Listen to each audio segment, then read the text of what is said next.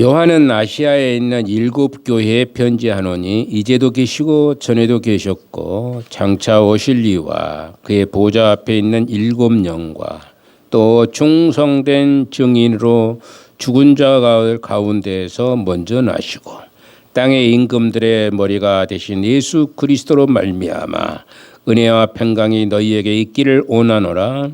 우리를 사랑하사 그의 피로 우리 죄에서 우리를 해방하시고 그의 아버지 하나님을 위하여 우리를 나라와 제사장으로 삼으신 그에게 영광과 능력이 세세토록 있기를 원하노라. 아멘. 볼지어다 그가 구름을 타고 오시리라.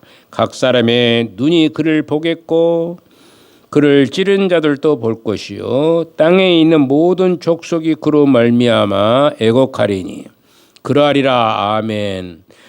주 하나님이 이르시되 나는 알파와 오메가라. 이제도 있고 전에도 있었고 장차 올 자요 전능한 자라 하시더라. 아멘.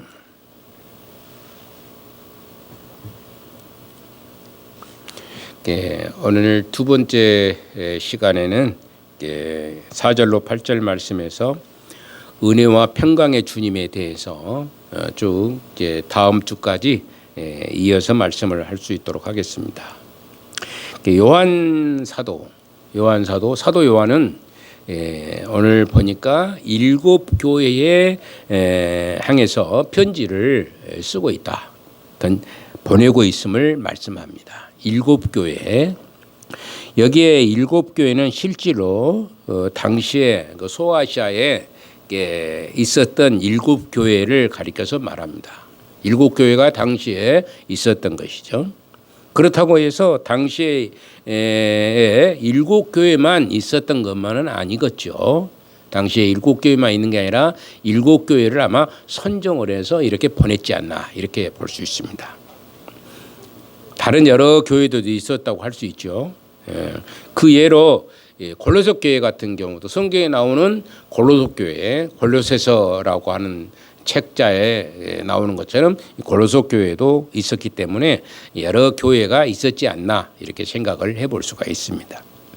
그 7교회는 당시 그 대표적인 그런 교회일 뿐만 아니라 7이라는 그런 숫자 자체가 완전 숫자로 모든 교회를 말씀하기도 하는 겁니다.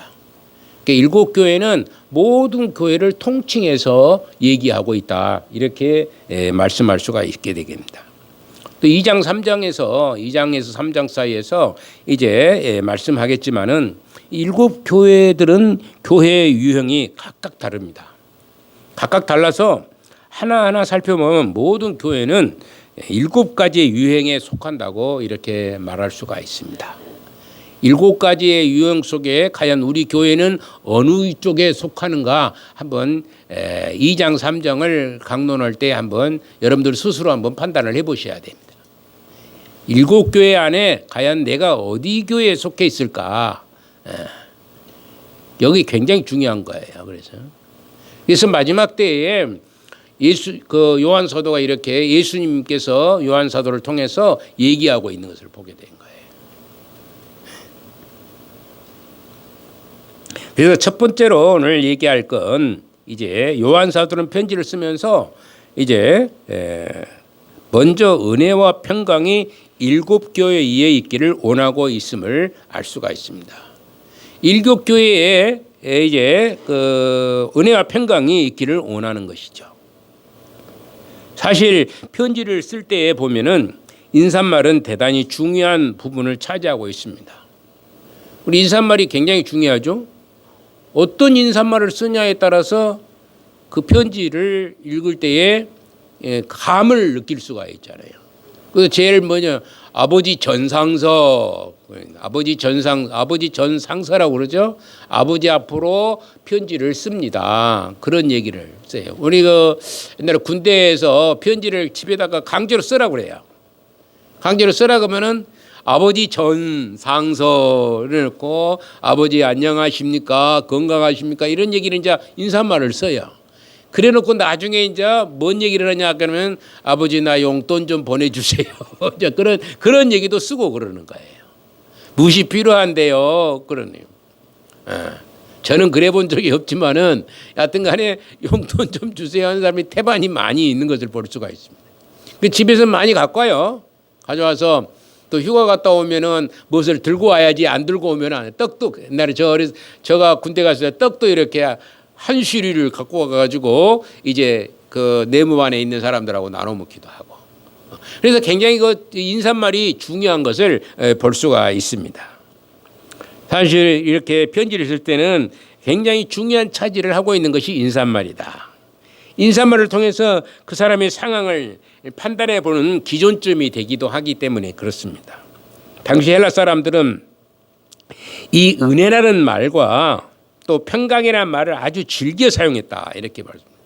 은혜와 평강을 그래서 어떤 교회는 은평교회라는 이름을 가지고 있는 거예요. 은혜와 평강을 줄여가지고 또 어떤 사람은 은혜와 평강교회 또는 어떤 사람은 은평교회 이렇게 교회 이름을 지어가지고 사용하는 분들도 있는 것을 봅니다.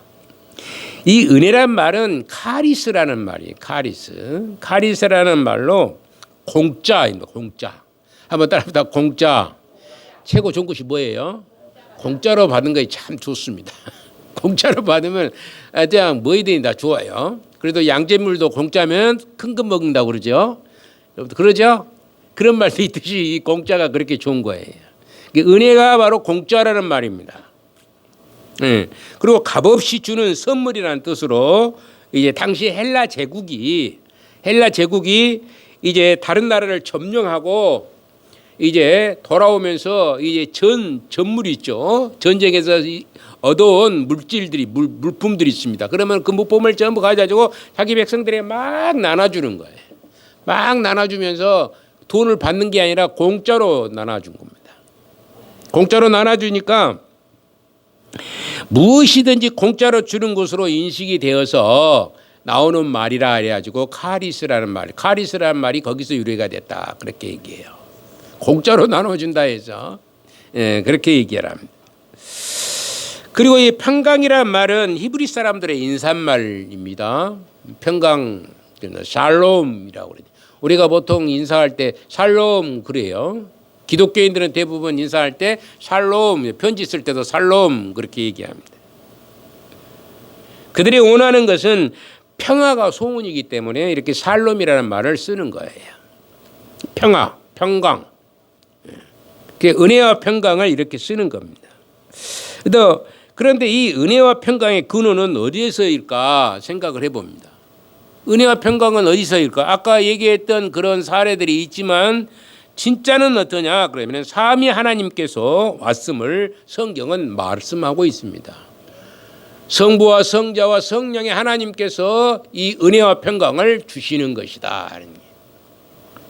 때문에 은혜와 평강을 구하려면 누구한테 구해야 된다고요? 하나님께 구해야만 되는 겁니다. 헬라 사람들에게 구해지고 헬라 제국에게 구하는 게 아니라 하나님에게 은혜와 평강을 구해야 된다는 얘기예요. 은혜는 값없이 주는 선물로 은혜가 아니고는 사실 평강이란 건 있을 수가 없어요. 은혜가 있어야만이 평강이 오는 거예요. 그런데 이 평안은 우리가 체험하는 것이고 은혜는 원인이 되는 것이에요. 은혜가 올 때에 평화가 오죠. 은혜가 오면은 평강이 우리 안에 임하게 되는 거예요. 그래서 은혜는 결과예요. 평강은 결과고 은혜는 원인이 되는 거예요. 은혜가 있어야만이 평강이 오게끔 되어 있기 때문에 은혜가 없으면 평강이 있을 수가 없죠. 굉장히 짜증스럽고 기분 나쁘고 얼굴이 울그락불그락 하는데 평강이 있을 수가 있어요? 없습니다. 속이 뒤집어지려고 그러잖아요. 그래 안 그래요? 그런데 은혜가 있으면 마음이 편해져 버린 거예요. 평화가 깃들게 되는 것이고 얼굴이 환하게 빛나면 속이 편하게 되는 것이고 그렇게 되는 것입니다. 이 곧 은혜는 원인이 된 반면에 평강은 그래서 결과가 이루어집니다. 하나님께서는 당신의 그런 백성들에게 평화를 주시게 되는데 가장 중요한 평강은 마음의 평안함으로 이 마음의 평안함을 우리에게 주시는 것이다.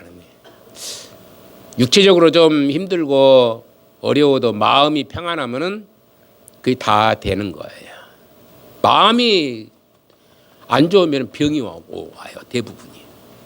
마음이 힘들잖아요. 저도 마음이 굉장히 괴롭고 힘들어가지고 병이 오는 거예요. 예, 병이 온 겁니다.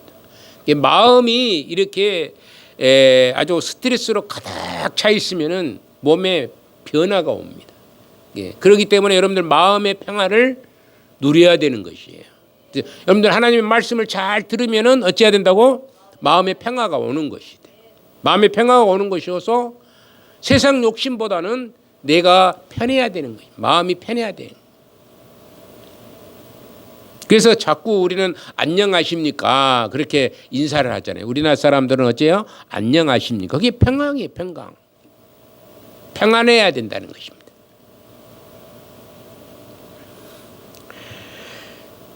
이 평안은 하나님과 사람 사이에서 오고 영과 육의 싸움에서 승리한 사람에게 주는 평화로 또 이웃 간에 가지는 평화가 있습니다.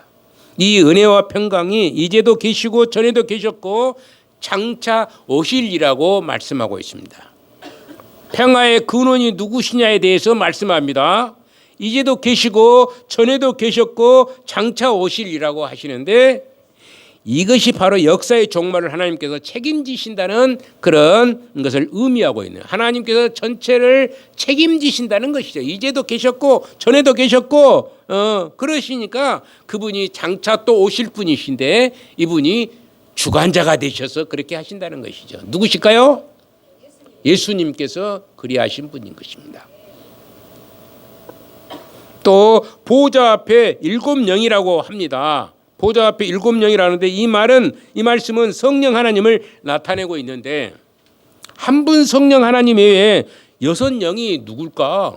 7영이 있다는데 성령은 한 분이신데 6영은 또 어디가 있을까? 이렇게 생각을 할 수가 있습니다. 근데 7이라고 하는 말씀은 성령의 완전성을 얘기하고 있는 것이죠. 성령의 완전, 그게 성령님을 가리켜서 7영이라 이렇게 얘기를 하는 것이죠. 완전하신 분이시다 이렇게 얘기하시는 거예요. 성령님은 어쩐다고요? 완전하신 분이시다 하는 것입니다.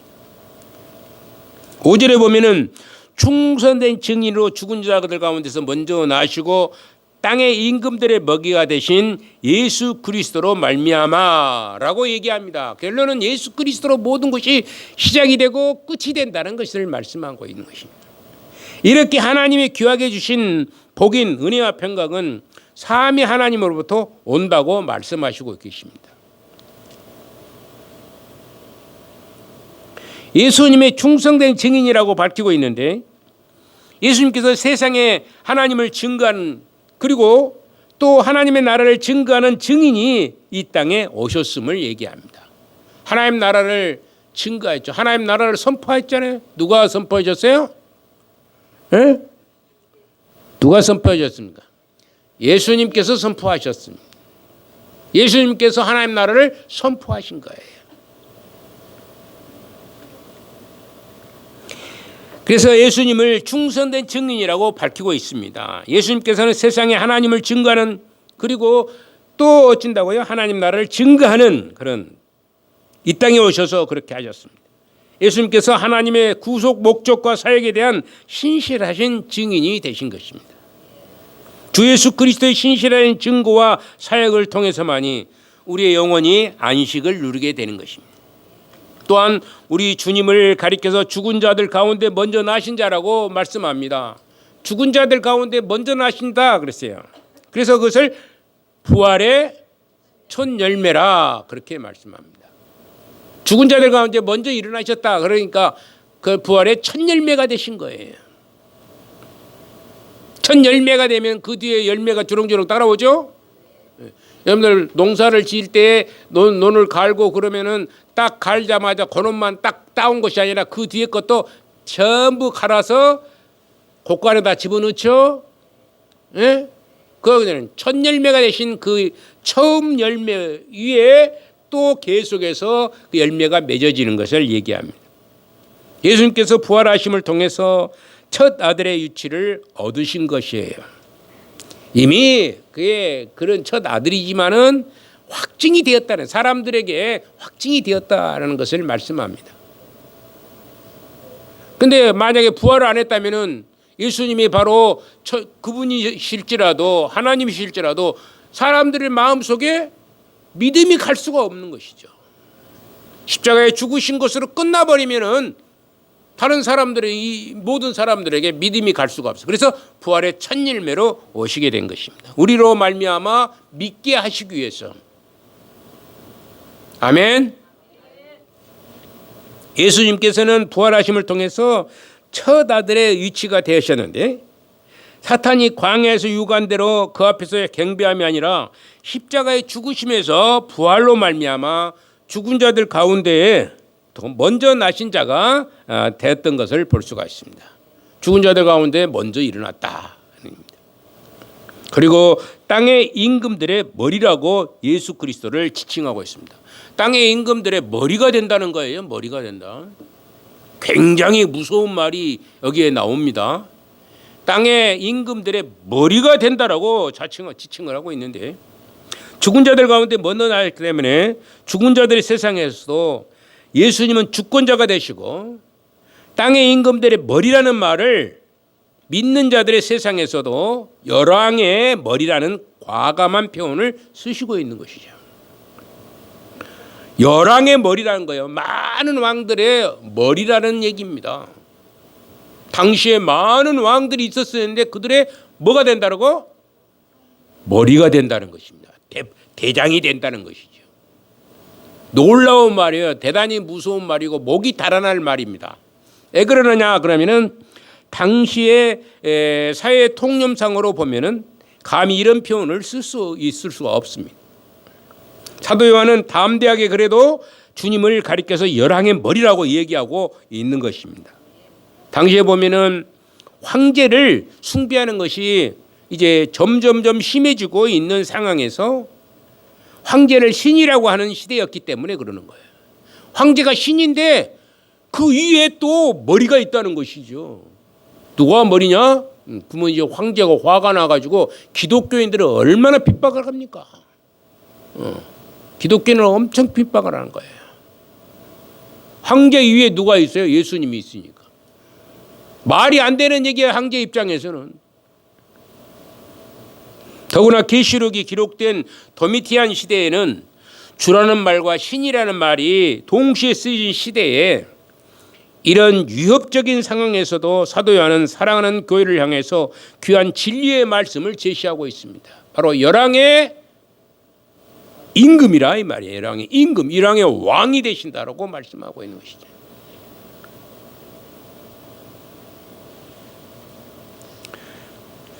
그래서 죽은 자 가운데 예수 그리스도는 그래서 이렇게 죽은 자의 세계 모든 곳에서 유일하게 주인이 되시나는 진리를 이렇게 선포하셨는데, 죽은 자 가운데서 먼저 나시고 땅의 머리가 되신 예수 그리스도로 말미암아 은혜와 평강을 일곱 교회를 향해서 선포하시고 있다. 일곱 교회는 완전한 교회들을 가리켜서 말합니다. 완전체를 얘기할 때에 일곱이라는 말을 쓰는 것이죠. 아마 얼마 되지 않아서 우리 모두에게 예수님께서 주인이시냐 아니면 사람이 우리의 주인이냐, 지금도 이런 것이 계속해서 나타나죠. 예수님이 우리의 주인이냐 사람이 주인이냐. 저쪽에 북한에는 누가 주인이에요? 예? 김정일이가 주인이에요. 사람이 주인. 사람 그 주인 말 안 들으면 당장에 목이 달아납니다. 그런데 우리나라는 그래도 대통령이 주인이라고 생각을 안 해요. 대통령이 주인이 아니라고 막 욕을 해야 되는 그런 사람들 많잖아요, 대통령한테. 근데 언제가 되면 그런 독재자들이 생기는 때가 많이 생길 수 있다는 얘기죠. 그래가지고 예수님이 주인이냐 사람이 주인이냐 그래가지고 사람이 주인지 않을 때 목을 치는 경우들이 많이 있다는 것입니다. 지금도 그런 시대에 살고 있는 사람이 있는 반면에 앞으로도 그런 시대에 살고 있을 때가 많이 있을 수가 있다는 것이죠. 이런 일이 틀림없이 오게 되어 있고 언제 일어날지는 알 수 없지만 분명히 오게 될 것이라는 것이죠. 여러분들 뭐 요즘에 그러잖아요. 누가 왕이 되어버리냐 그러면은 그 동성애자들 있잖아요. 그것보다 뭐라 합니까? 차별금지법 같은 거 얘기를 하잖아요. 차별금지법이 얼마 있지 않으면 통과될지 모릅니다. 제가 생각에는 이것은 뭐 시간 문제지 얼마 있지 않으면 통과될 확률이 높아요. 세상이 다 그렇게 돌아가거든요. 그들이 왕이 되어버리는 것입니다. 그 사람이 왕이 돼요. 말 안 들으면 그들 말 안 들으면 목이 달아나는 상황에 감옥에 들어가야 될 상황에까지 이를 수밖에 없죠. 차별을 금지하지 않은 금지법이 딱 결정이 되면은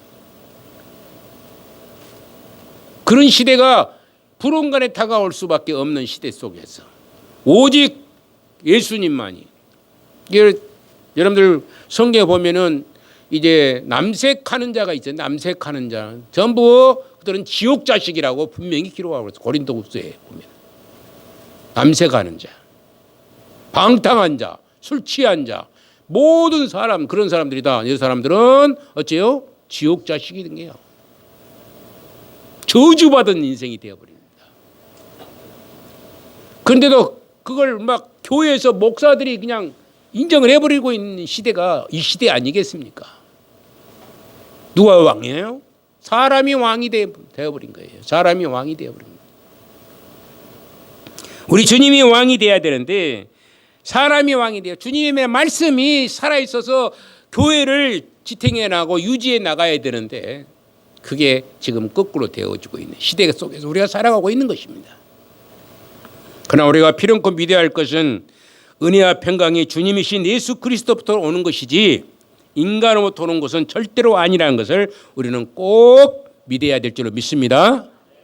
예수 그리스도로부터 오신 거예요. 은혜와 평강은 다른 어디에서 온 거예요. 사람에부터 온 게 아닙니다.